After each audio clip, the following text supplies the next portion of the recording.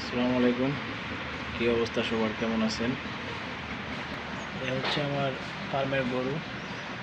ঠিক আছে, আমি 3টা গরু দিয়ে ফার্ম শুরু করছি। তো আমার এখানে 7টা গরু নেওয়ার ক্যাপাসিটি আছে। তো আমি প্রথমত যেহেতু নতুন শুরু করছি ফার্মটা, তাই 7টা গরু দিয়ে শুরু করিনি। আমি সর্বপ্রথম গরু উঠাইছি হলো এই 2টা, তারপরে ওইটা আনছি। তো মূলত ফার্মের যে বিষয়টা সেটা হচ্ছে আপনার আস্তে আস্তে আপনাকে করতে হবে, ঠিক আছে? কারণ যেহেতু আমরা গ্রামাঞ্চলের মানুষ, তো আমাদের গরুর বিষয়ে তেমন একটা অভিজ্ঞতা নাই।